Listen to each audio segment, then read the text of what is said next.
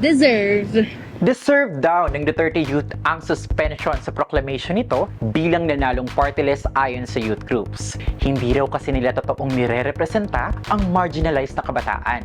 Pero alam niyo bang sa pag-aaral ng kontradaya, 60% ng mga nanalong party list ang hindi naman daw talaga nagre-representa sa mga mahihirap? Para saan nga ba ang party list? Sa ibang balita, coal stockpile sa Sarangani, inirereklamo ng mga residente. At 81-year-old na inaresto dahil kapangalan ng isang peace consultant, hindi lang daw simpleng mistaken identity. Alamin ang mga balitang yan sa Alab.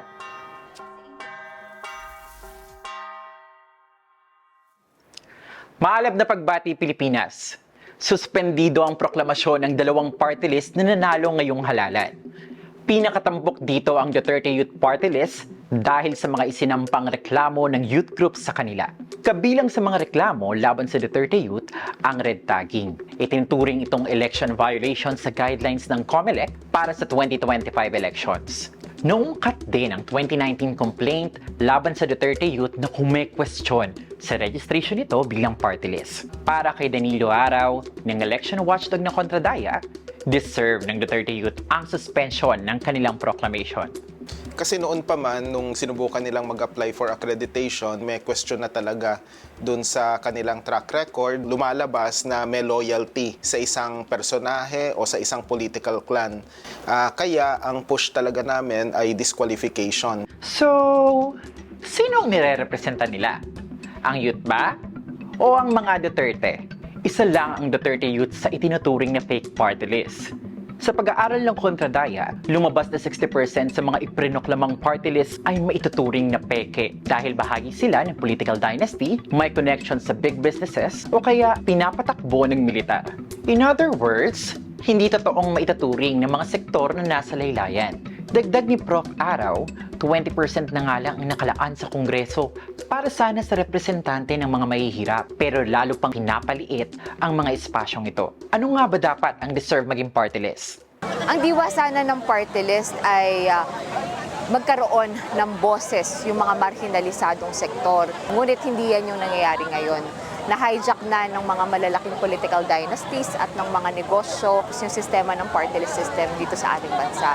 Mahalaga ang tunay na representasyon ng mamamayang Pilipino sa iba't ibang espasyo. Isa na dyan ang party list system na para matiyak na kung ano ba yung tunay na kalagayan ng mamamayan, iyon talaga yung naririnig natin sa Kongreso.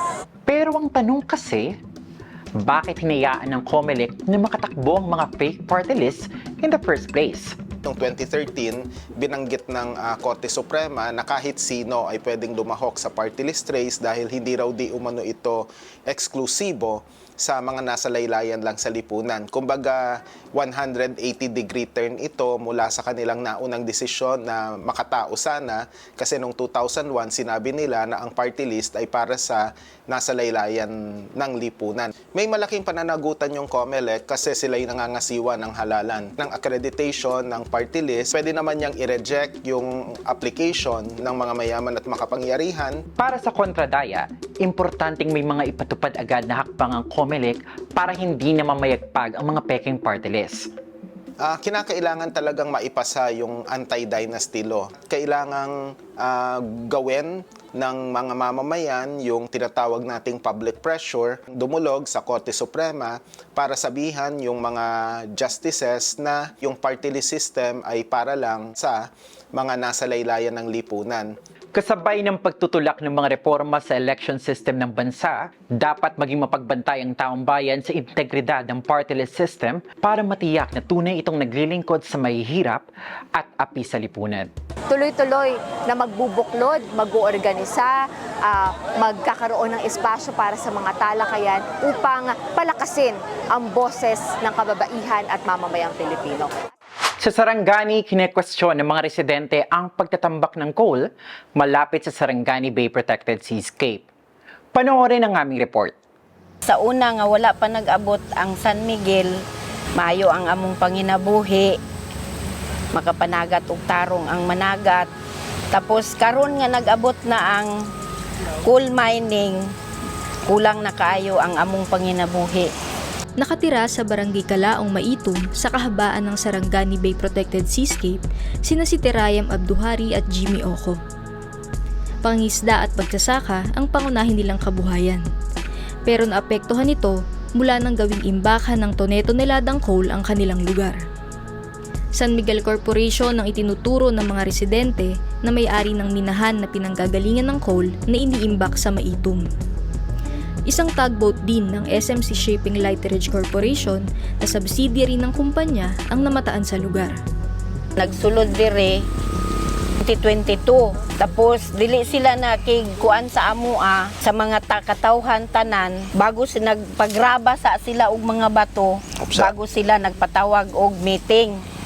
Bahagi ng Sarangani Bay Protected Seascape ang dagat sa Maitum. Sagana ito sa mga isda at iba pang yamang dagat. Pero malapit sa baybayin nito tinitipon ang coal na mula sa minahan sa Lake Cebu, South Cotabato, bago ikarga sa mga barkong nagdadala ng coal papunta sa ibang lugar. Magloading sila, manghagbong ang uban sa dagat. Kaya magsaka man ang bako din na magpile. Hindi maligid ba? Magbunski. Mga hulog ang kuan, coal. Ang itsura, bye-bye. Oh. Sabi nakaitom. Bukod sa pinsala sa kabuhayan, daing din ng mga residente ang harassment at pananakot sa kanila para umalis sa kanilang lugar.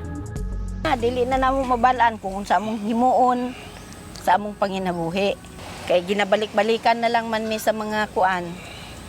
San Miguel nagadala sila og mga Kanailang secure daw. security, mga kuan nila iskaa. Na dili mi makalakaw og kaning asa-asa mi among gusto adtuan.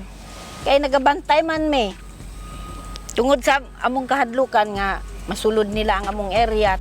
Binigyang diin ni Bishop Alan Casikas ng Diocese of Marbel, isa sa mga nagkakampanya laban sa coal operations, na maraming komunidad ang naapektuhan ng patuloy na pagmimina at paggamit ng coal. Nakakatakot yan kasi hindi lang dyan, hindi lang sa Maitum. Kung saan nila dinadala yung dirty coal na yan, bakit di yan nakikita ng gobyerno? Lang dapat nag-regulate, nagmo-monitor dyan. Sinusuri ngayon ang simbahan ng coal operation sa South Cotabato at Sarangani. Kasama sila sa gustong mapanagot ang mga kumpanyang mapapatunayang sumisira sa kalikasan at lumalabag sa karapatan ng mga komunidad.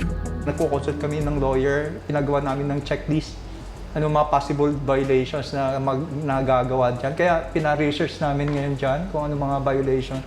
On the basis of those violations, pwede ba siya mapapigil na. Nais ng mga residenteng maimbestigahan ang operasyon at mapatigil ang mga proyektong sumisira sa kabuhayan nila at sa kalikasan.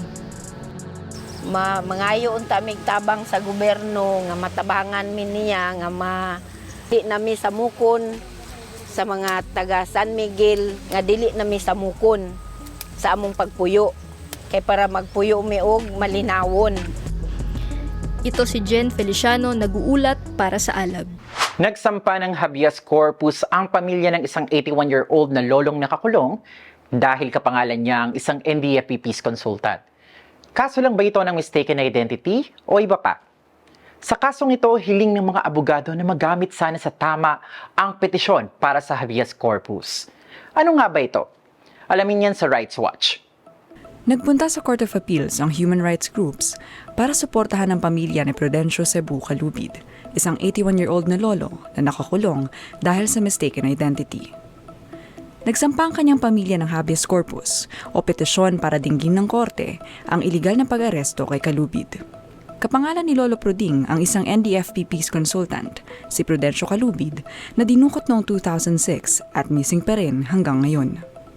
Isang retiradong technician naman si Lolo Pruding at laking gulat niya nang arestuhin siya ng pulis noong Desyembre 2024 sa Olongapo City, kung saan 50 years na siyang nakatira. Kahit may ebidensyang hindi siya ang wanted na consultant, hindi pa rin pinapalaya si Lolo Pruding. Ang tanong ng pamilya, bakit? Unang-una dyan ay yung bounty. Dahil meron 7.5 million na bounty sa ulo ni Prudencio Calubid. Sa tingin natin, pinag-interesan yon. Pangalawa, ay yung sinasabi nila na achievement, na nahuhuli na namin yung mga high-ranking members ng CPP and PA. So, nag-create sila ng make-believe world na panalo sila dun sa counter-insurgency war.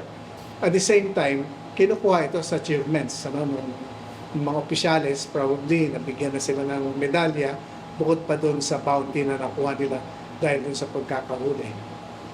Dagdag ni Atty. Cortez, hindi ito ang unang beses na may inarestong sibilyan at pinalabas na isang NDFP consultant. Noong 2012, inaresto rin ang security guard na si Rolly Panessa na tinorture para amining siya si Benjamin Mendoza, isang NPA official di umano na may 5.6 milyong pisong reward. At marami pa yan, hindi lang 2, 3, 5 na para-pareho na hinuhuli nila kahit hindi yun yung tao, pinipresenta nila para makuha nila yung bounty. Bakit nga ba patuloy pa rin ang ganitong kalakaran? Para kay Atty. Cortez, may 2 dahilan. Unang-una yung kanilang counterinsurgency na gusto nilang ipakita na panalo sila kahit na sino na lang ang nabibiktima. Pero at the same time, nafe-feed din yung ng corruption. So pumapasok yung usapin ng corruption para rin makakubra. Dapat raw i-abolish na ang reward system dahil nagagamit ito para arestuhin ng mga ordinaryong tao gaya ni Lolo Pruding. Ngayong nagsampa ng habeas corpus para sa kanyang kaso, hiling ng human rights lawyers na gamitin para sa tama ang mekanismong ito para dalhin sa korte ang mga questionableng aresto at patuloy na pagdetini sa mga taong walang sala. Sa tingin ko, ito yung pagkakataon ng ating judiciary na reviewin nila yung policy nila pagdating sa habeas corpus. Napapanahon na gamitin nila yung habeas corpus sa purpose na kung saan bakit siya nandiyan as a remedyo. Gamitin nila yan upang mapalaya yung mga illegal na nakadetine. Ngayong laganap ang disinformasyon, mahalaga ang pag-alala at pag-aaral sa kasaysayan. At mahalaga ang archiving para mabalikan ito at hindi mabura sa kamalayan ng mga Pilipino. Kaya naman naglunsad ang Philippine Labor Movement Archive kasama ang Mayday Multimedia ng exhibit, film screenings, at forum na pinamagatang Scenes from a Movement, Valuing Labor History Through Archives.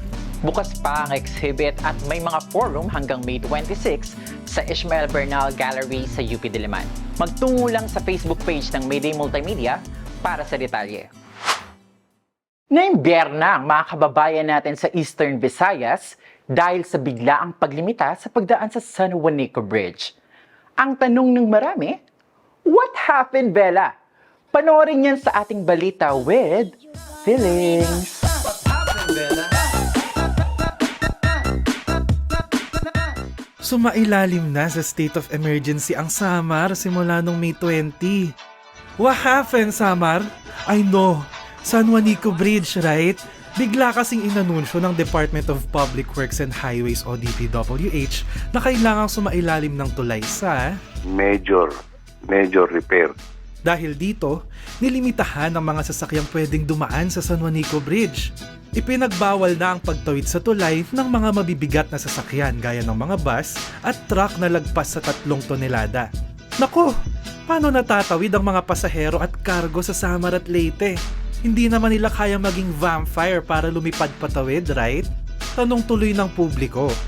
Bakit naman pati gobyerno tila nagulat at hindi handa sa sitwasyon ng San Juanico? Depensa ng DPWH, noong 2020 pa nagsimula ang pag-aaral sa sitwasyon ng tulay at ngayong Mayo lang inilabas. I think the department did not anticipate na ganong kalala na pala yung 3 segments doon sa San Juanico Bridge, no? Ano yun? Sa loob ng 50 years, di nyo na sense na pwedeng mag-deteriorate ang tulay? Noong 2022, nagawa pang magpailaw worth 80 million pesos. Para sa mga taga-Eastern Visayas, hindi lang ito simpleng aberya kundi krisis. Dahil sa biglaang paglimita sa pagdaan sa tulay, apektado ang supply chain ng basic goods at gasolina sa Samar, Leyte at kahit sa Mindanao. Tinatayaring aabot sa 600 million pesos kada buwan ang mawawala sa ekonomiya ng Eastern Visayas dahil dito ayon sa mga negosyante. Sabi tuloy ng ilang netizens, patunay daw ito na neglected ang kapakanan ng publiko. Anila, ang San Juanico Bridge ay hindi lang basta isang tourist attraction. May mahalagang papel ito sa ekonomiya at naiwasan sana ang state of emergency kung prioritize ng pamahalaan ang safety at service to the people. O siya, hanggang dito na lang muna. Hanggang sa susunod na balita with feelings. At yan ang mga nag-aalab na balita at pananaw ngayong linggo mula sa Alter Media Network. Ako si Dominic Gutoma ng bulatlat.com. Kayo, anong tingin nyo sa suspension ng Duterte Youth? Comment down below. Follow nyo kami sa aming social media accounts at bisitahin ang aming website, altermedia.net. Hanggang sa muli,